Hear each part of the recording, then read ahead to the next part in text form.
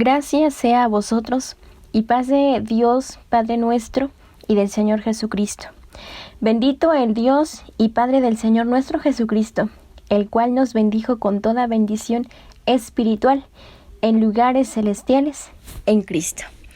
Con esas mismas palabras, me es grato compartirles de la palabra de nuestro Dios y tener en cuenta, amados hermanos, que por su gracia estamos completando esta serie de estudios, continuando en el capítulo 22, y en esta ocasión continuaremos estudiando las leyes sobre el hurto, los daños y perjuicios que se mencionan en este capítulo 22. Tratan acerca de la legislación social, y aquí se formulan las reglas básicas para lo que nosotros llamaríamos una sociedad civilizada. Podemos observar que la ley es con respecto a los derechos de propiedad. Hay quienes hacen la pregunta hoy en día, ¿qué es bueno y qué es malo? Algunos dicen que lo bueno y lo malo es algo relativo. Un profesor en alguna ocasión comentaba y alegaba ser ateo. En cierta ocasión conversaba y decía que lo bueno se hace bueno cuando usted cree que es bueno, y lo malo se hace malo cuando usted cree que es malo. Sin embargo, hermanos, esto no es algo que esté correcto. Y estas leyes resultan para algunos fastidiosas, y sin embargo, la mayoría de estas leyes son basadas sobre estos procesos, y nos alegramos que la santa palabra de Dios dice no matarás, porque de esa manera nos protege a nosotros, a nuestra familia. Estamos contentos que estas leyes protegen la propiedad, porque si tengo alguna, aunque sea poquito, está protegida. Estas leyes son básicas para que haya orden en una sociedad. Veamos entonces que Dios quiere, aquel Dios que sacó de la esclavitud a Israel, a nosotros también nos ha sacado de la esclavitud de las tinieblas.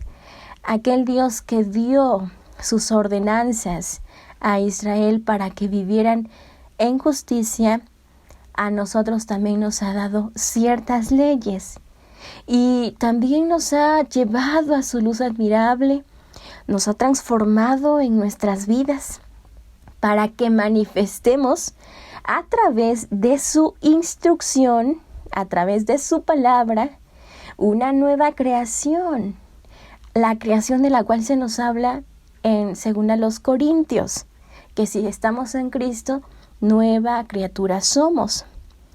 También nos enseña que nos despojemos del viejo hombre, que nos quitemos ese viejo hombre que está viciado de los deseos engañosos de la carne, y que renovemos nuestro espíritu, que seamos revestidos del nuevo hombre.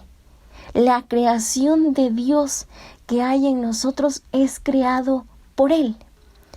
Y Efesios 2 nos enseña también en el versículo 8, porque por gracia sois salvos por fe, y esto no de vosotros, pues es don de Dios, no por obras, para que nadie se gloríe. Este versículo se los he mencionado. ¿Por qué razón? Porque el cumplir con las leyes, el cumplir con esta forma de moralidad no significa que vamos a obtener la salvación. Entendemos que somos hechura suya, que somos salvados por gracia, que somos ahora creados en Cristo Jesús, que estamos en Él, que hemos sido entonces creados conforme al propósito de su buena voluntad. Y el propósito de su buena voluntad es que manifestemos una vida santa, no como requisito para que seamos salvos, sino que las buenas obras son la manifestación de la presencia de nuestro Señor y Salvador Jesucristo en nuestras vidas. para lo cual estas buenas obras, en esta ocasión las leyes que se enseñan, Dios las preparó de antemano para que nosotros lo hagamos en nuestra santificación. Y volviendo al pasaje, después del decálogo de los mandamientos, el pueblo venía recibiendo una serie de instrucciones, una serie de instrucción para que viviera conforme a la voluntad del Señor. Así que seguimos en esos capítulos, y para su pueblo las instrucciones de Dios era para caminar hacia ese destino que el Señor ya tenía preparado, porque tenían que ser instruidos en la justicia de Dios al recibir aquel plan que Dios ya tenía estipulado para el pueblo de Israel. Entremos entonces, hermanos, en el capítulo 22 de Éxodo, y vemos en el capítulo 22 que Moisés sigue enseñando sobre las leyes básicas de convivencia social, tal como Dios lo instruyó en el monte Sinaí. Parte importante de esto es el respeto a la propiedad. A continuación, las Sagradas Escrituras nos señalan cuál es la pena por cada robo o por daños a la propiedad ajena.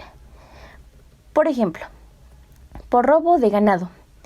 Las leyes sobre todo comienzan mencionando el robo de ganado, dado que esta era la principal propiedad que tenían los israelitas saliendo de Egipto.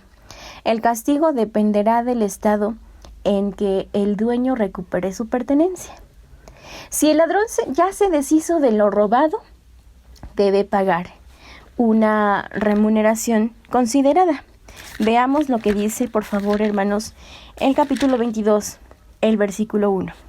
Cuando alguno hurtare buey u oveja, y le degollare o vendiere, por aquel buey pagará 5 bueyes, y por aquella oveja 4 ovejas.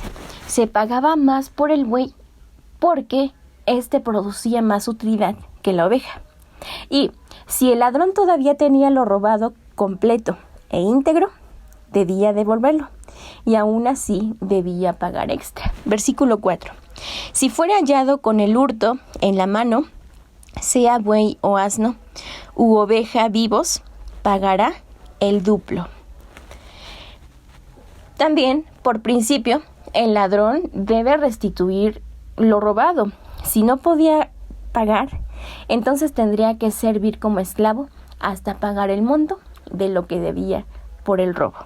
La última parte del versículo 3 dice: el ladrón habrá de restituir cumplidamente si no tuviera.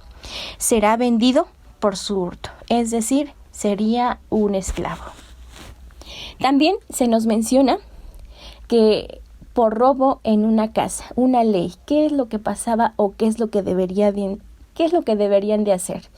La Biblia autoriza, las Escrituras, la palabra de Dios, que las personas se defiendan en caso que un ladrón entre a su casa. Versículo 2 al 4, leamos de corrido.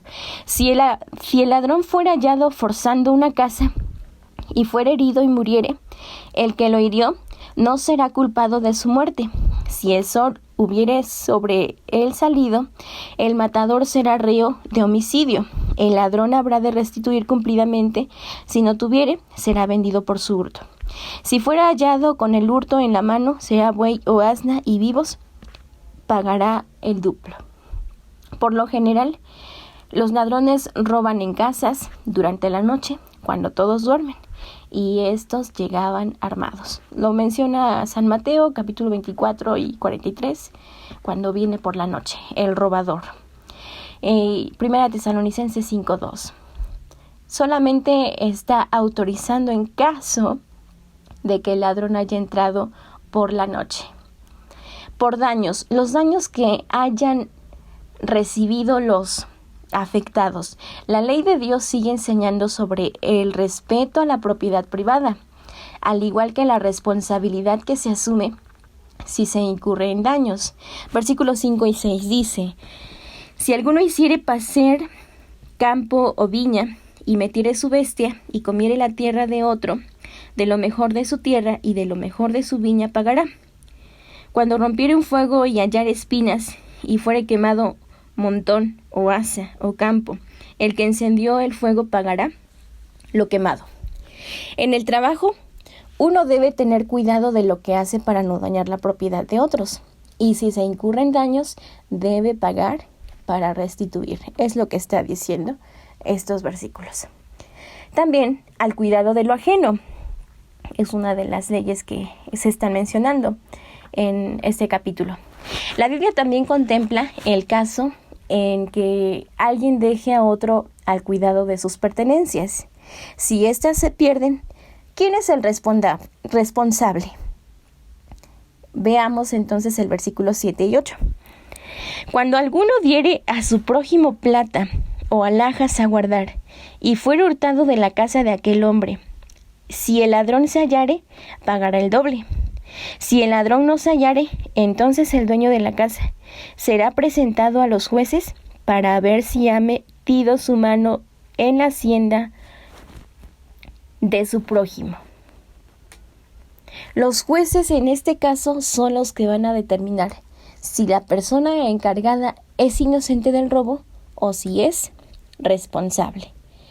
Pero si pierde o muere un animal a su cargo, versículo 10 o 11, si alguno hubiere dado a su prójimo asno o buey u oveja o cualquier otro animal a guardar, y se muriere o perniquebrare o fuere llevado sin verlo a nadie, juramento de Jehová tendrá lugar entre ambos, de que no echó su mano a la hacienda de su prójimo, y su dueño la aceptará, y el otro no pagará. Esto también aplica al caso en que un animal fue arrebatado por una fiera. También, si se prueba que el encargado es responsable de robo o descuido, entonces deberá pagar al dueño. Versículo 12. Mas si lo hubiera sido hurtado, resarcirá a su dueño. Ahora, acerca de las pertenencias prestadas o alquiladas. En el caso de cosas que se pidan prestadas o alquiladas, si se daña o se pierde, la ley de Dios determina lo siguiente, versículo 14. Pero si alguno hubiere tomado prestada bestia de su prójimo y fuere estropeada o muerta, ausente de su dueño, deberá pagarla. Diferente al caso si el dueño está presente. El versículo 15, si el dueño está presente, no la pagará. Si era alquilada, él vendrá por su alquiler. Entonces, ¿de quién es? ¿De quién es? En el caso de que dos personas se peleen por la misma propiedad,